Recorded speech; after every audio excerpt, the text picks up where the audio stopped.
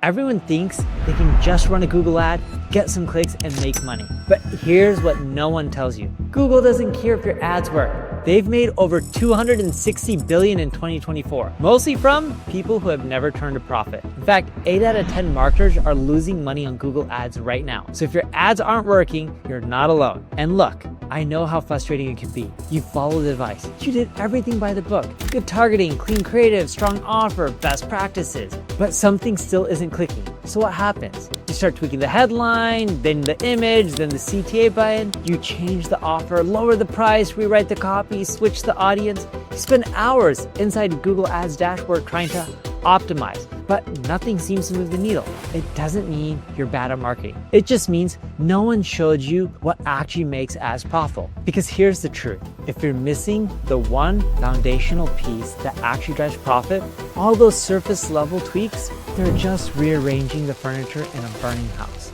I'm Neil Patel, and I run one of the largest digital ad agencies in the world. We have over 1,000 employees and manage over $1 billion in ad spend. We work with everyone from mom and pop shops to Fortune 500 companies. And I can tell you this, the big difference between campaigns at scale and the ones that sync has nothing to do with your ad settings. The problem isn't your targeting, it's not your keywords, it's not your bidding strategy. The real problem is what happens in the 8 seconds after someone clicks your ad. In this video, I'm gonna show you the invisible system that separates profitable campaigns from money-burning ones, and how to engineer it so Google finally becomes a growth machine instead of a slot machine. Let's get started.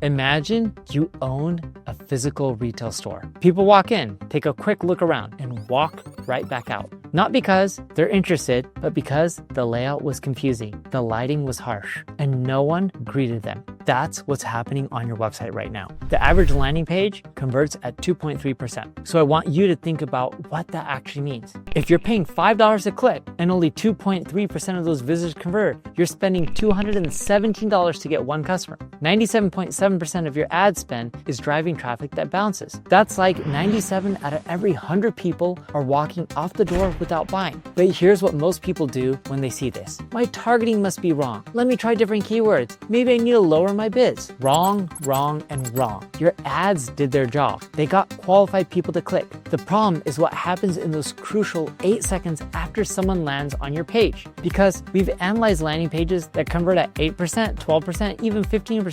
Same traffic, same ads, same targeting. The only difference, the website experience.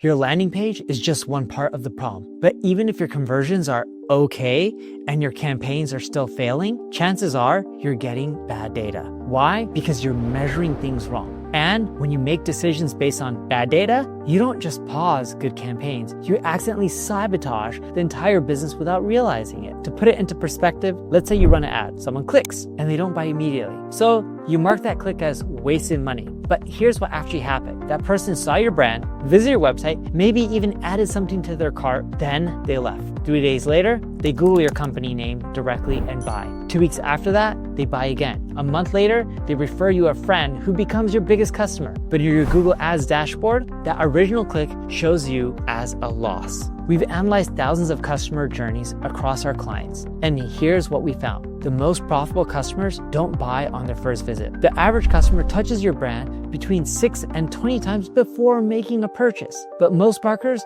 only give credit to the last thing that happened. It's like giving the guy who scores the touchdown all the credit, while ignoring the 10 plays that got the ball down the field. So what happens? You look at your Google Ads account and think, these ads aren't working. Only 2% of people who click actually buy. But the reality, those ads might be responsible for a big chunk of your total revenue. You're not just connecting the dots. This is why profitable companies can afford to pay $50, $100, or even $500 per click. It's not because they have deeper pockets. It's because they know the real lifetime value of that click. While you're measuring the sprint, they're measuring the marathon. Ever walk into a grocery store for one thing and walk out with 10? That's not an accident. The entire customer experience was engineered to make that happen. Same thing on Amazon. You go in for a phone case and somehow you end up with a charger, screen protector, and a tripod.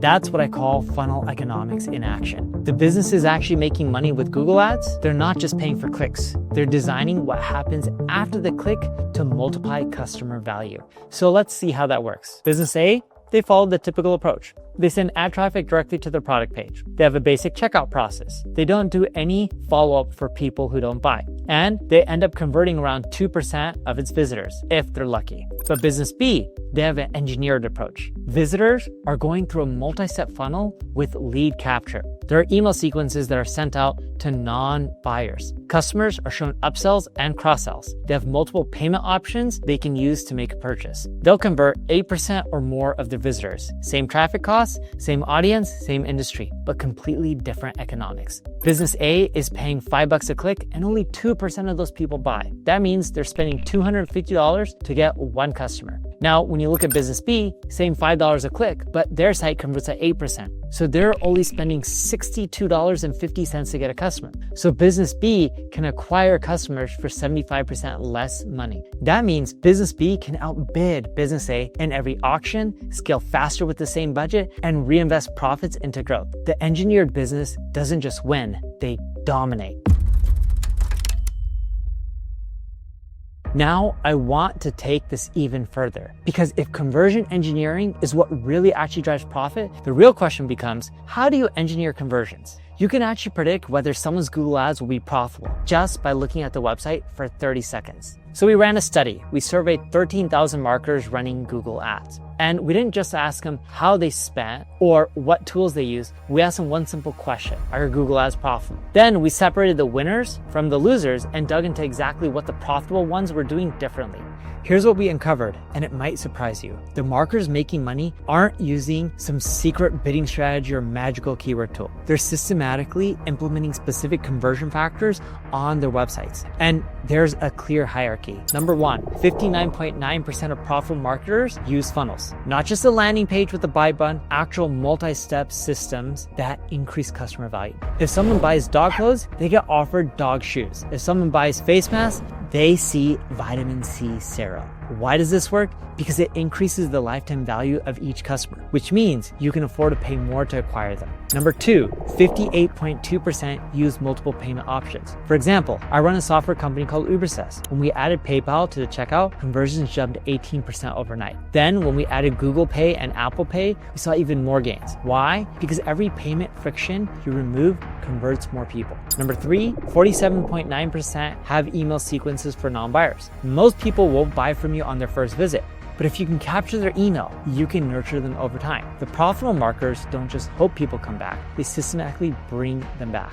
Number four, 42.5% use multi-step checkouts. This one surprises me. You think fewer steps equals better conversions. Wrong. When people take multiple small actions, they're more likely to complete the full process. It's called commitment escalation, and it works.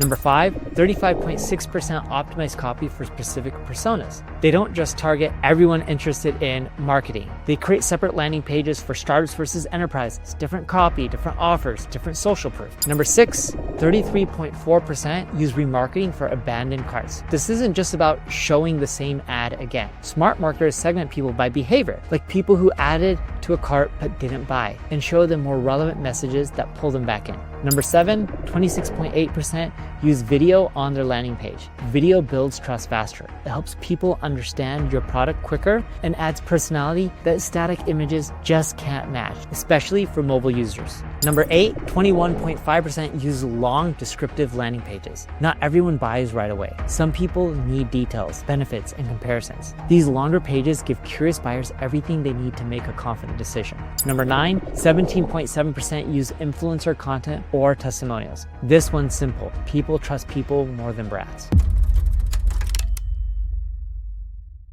There's a science to why people buy from a website, and most businesses are doing it completely wrong. This is the stuff that actually moves the needle. Because once you understand the psychology behind conversion, you're not just copying tactics, you're building systems that work across any product, any offer, any industry. Let's break it down. Number one, funnels work because they increase customer value. But the psychology behind it, it's called value anchoring. When someone buys a $20 product and gets offered a $40 upgrade, their brain is still anchored to the first price. So the upsell feels reasonable, sometimes even like a deal. Add in impulse momentum, and now you're stacking extra revenue with every order almost effortlessly. Number two, multiple payment options are all about choice architecture. When you only offer one payment method, you create friction. their brain starts asking, what if I don't want to use this card? Is this site even secure? But when you offer Apple Pay, PayPal, Google Pay, you remove those doubts before they form. And that increases conversions. Number 3, email sequences for non-buyers is the mere exposure effect. Research shows people need 6 to 20 brand touchpoints before they trust you. That first ad was touch number 1. Your email becomes touches 2, 3, 4. By the time they're ready to buy, you're the default choice because you've built a relationship with them. All right, you already know what works and why it works. Now let me show you exactly how to implement this so your Google Ads actually start making money. Here's your step-by-step blueprint. Phase 1, the foundation, weeks 1 and 2. Step 1, implement multiple payment options. This is the easiest win. Most e-commerce platforms let you add PayPal, Apple Pay, Google Pay in under an hour. Expected results, 15 to 25% conversion increase almost immediately. Step 2, set up email capture for non-buyers and add an exit intent pop-up or a lead magnet before your main offer. Before you go, get our free, could be a tool, could be a guide, could be a checklist, it's up to you. Now you can follow up with people who don't buy immediately once they opt in for that. Phase 2, the conversion engine, weeks 3 to 4. Step 3, split out your checkout process. If you're collecting more than 6 to 8 pieces of information on your first page, break it up into multiple steps. Page 1, maybe name, email, and basic info. Page 2, payment and shipping details. Add progress indicators so people know how close they are to finishing. Step 4, add social proof. Get 3 to 5 customer video testimonials. Even smartphone videos work. Place them strategically, near your headline, right before the checkout button, on the payment page, but just make sure it's not distracting them. It's placed in a way that just flows with the experience. Phase 3,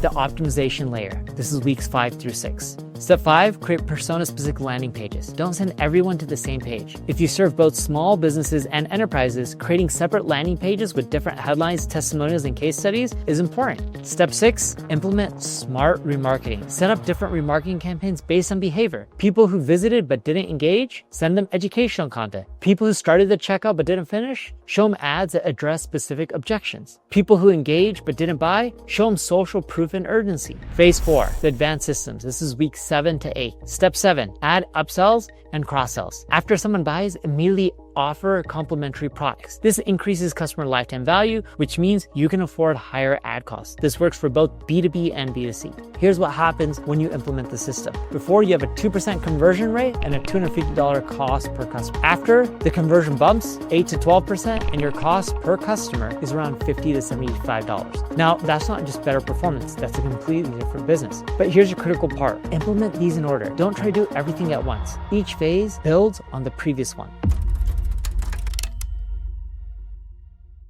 Now, in order for everything we talked about to really work, this is the most critical piece for the whole system. If you measure success the wrong way, you'll kill profitable campaigns before they have a chance to work. So how do you avoid that? By measuring success the right way, starting with the numbers that actually matter. Metric number 1, track contribution margin, not just ROAS. Most people look at return on ad spend. I spent $100, I made $200. That's a 2x ROAS, but that's incomplete. If you made $200 in revenue, but your product cost is $80 to fulfill, your actual contribution is $120. Your true ROAS isn't 2x, it's 1.2x. Metric number 2, extend your customer lifetime value window. Most people measure profitability over 30 days, but your customers might buy again from you in month 2, 3, or even 6. Metric number 3, track brand search lift. How much did your brand search traffic increase after running ads? When people see your ad but don't click, they often Google your company name later. That's dark social, invisible conversions your ads are driving. Here's what this changes. Instead of killing campaigns that don't convert in 7 days, you nurture campaigns that build long-term customer value.